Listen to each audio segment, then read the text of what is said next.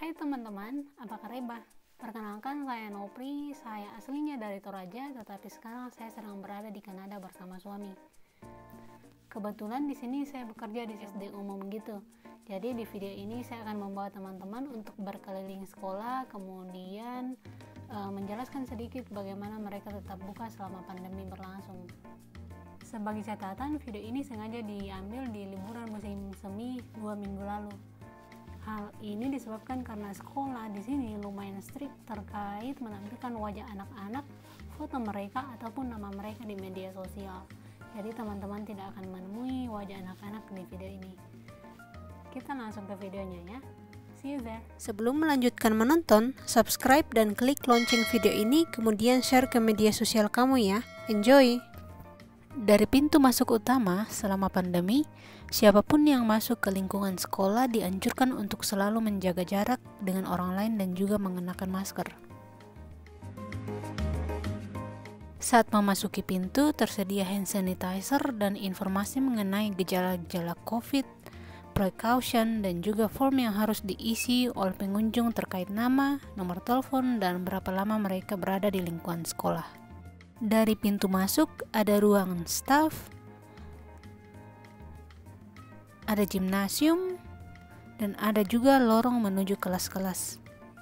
Ruangan staffnya lumayan standar, mulai dari ruang kepala sekolah, resepsionis, ada juga ruang untuk ngeprint, ada juga ruang UKS, ada locker untuk staff, ada toilet, dan kemudian yang ini adalah ruangan untuk makan siang staff. Terkait COVID-19, sejak sekolah di kota kami mulai buka September tahun 2020, ada 3 sekolah yang stafnya dilaporkan kena COVID. Bukan murid ya, tapi setelah itu tidak pernah terdengar lagi di tahun 2021.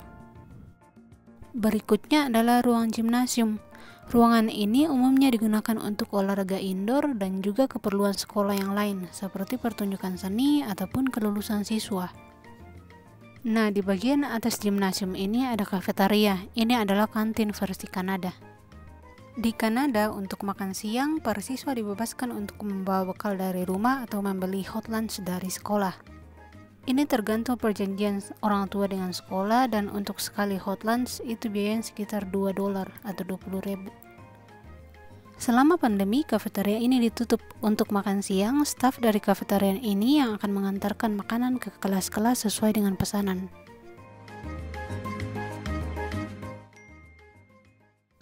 Ini adalah lorong menuju TK sampai kelas 3 SD. Sebelum memasuki ruangan kelas, di sini ada tempat menggantung jaket dan untuk menaruh sepatu, di baliknya ada toilet. Kemudian yang ini adalah library atau perpustakaan. Perpustakaan ini merupakan ruangan yang lumayan sering dikunjungi siswa karena setiap harinya mereka memiliki jam khusus untuk membaca.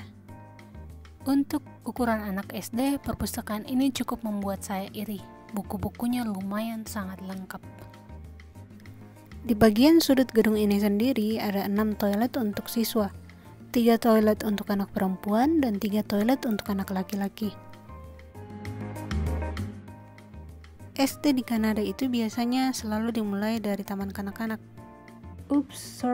Selain TK, ada juga kelas yang usia anaknya lebih muda dari anak TK, namanya Strong Start.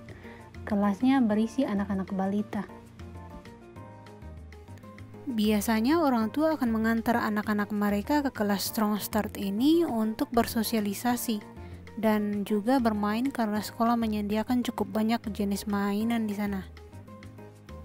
SD sampai SMA negeri di Kanada gratis seperti di Indonesia, kecuali ya untuk makan siang yang tadi bayarnya $2 ya. Ini adalah ruangan musik. Tanda warna-warni yang teman-teman lihat di karpet ini adalah penanda untuk jarak duduk siswa selama mengikuti kelas. Fasilitas sekolah umum di Kanada lumayan sangat lengkap, jadi cukup disayangkan jika ada anak yang tidak bersekolah. Kegiatan ekstrakurikuler khususnya di bidang kesenian yang biasanya ditampilkan di akhir tahun di gimnasium, tahun ini ditiadakan karena COVID.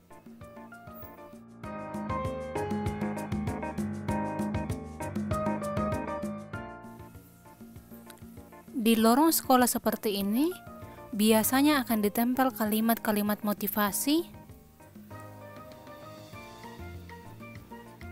mading siswa,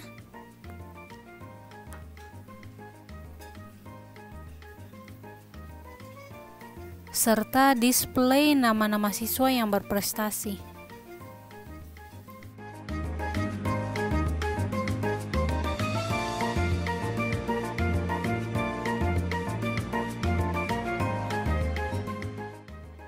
Ruangan ini adalah ruangan di mana guru atau asisten edukator akan membawa anak yang tantrum untuk menenangkan hati, entah dengan berteriak ataupun menangis, jadi tidak membuat keributan sendiri di kelas.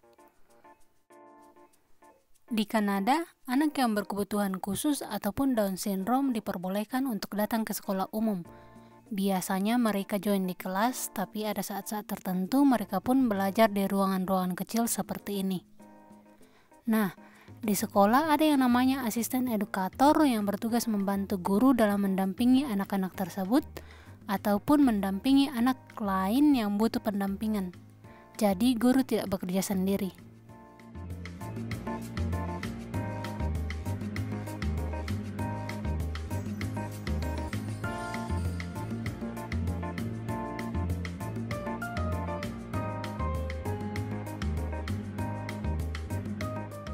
Di Kanada, setiap murid punya loker sendiri. Loker ini untuk menyimpan semua barang bawaan mereka. Karena pandemi, pintu loker-loker ini dilepas guna mengurangi sentuhan dari para siswa.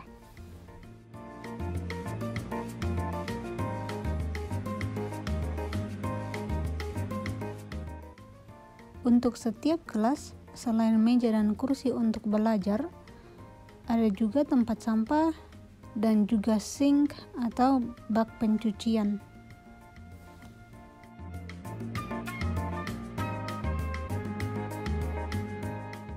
Di samping bak pencucian pun sudah ada sabun dan paper towel. Nah, selama pandemi ini, para guru dan asisten edukator yang bertugas untuk memastikan para siswa ini mencuci tangan saat pertama kali datang ke sekolah ataupun saat meninggalkan sekolah. Selama proses belajar dilakukan, selama pandemi berlangsung, ada petugas kebersihan yang berkeliling ke semua kelas untuk membersihkan bagian sekolah yang paling sering tersentuh, seperti gagang pintu, meja dan kursi, saklar lampu, tempat pencucian tangan, toilet, dan lain sebagainya. Oh ya, di Kanada, pemerintah membayar petugas kebersihan untuk membersihkan sekolah setelah siswa pulang ke rumah. Biasanya para petugas ini akan membersihkan di malam hari. Jadi selama pandemi ini, bisa dikatakan sekolah dibersihkan 2 kali dalam sehari. Untuk pergi ke sekolah dasar umum di Kanada menggunakan sistem zonasi seperti di Indonesia. Tapi orang tua tetap bisa menyurat kepada pihak pengelola sekolah jika hendak menyekolahkan anak mereka di sekolah tertentu.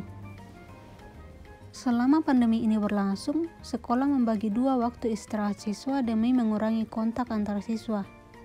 TK sampai kelas 2 akan beristirahat di waktu yang berbeda dengan kakak kelas mereka. Selain itu, sekolah juga menentukan area di mana setiap kelas bisa bermain saat berada di luar. Jadi, kelas TK akan berada di area tertentu saja dan hanya bermain dengan kelas mereka saja. Video kali ini berakhir di sini. Untuk para guru dan orang tua yang menonton video ini, tetap semangat ya mengajarnya. Perjuangan kalian tak akan terlupakan. Untuk para murid, rajin belajar dan baca buku ya. Please subscribe dan share video ini ya untuk motivate kami supaya makin rajin edit dan upload video berikutnya. Stay safe out there and you guys have a great day. See ya.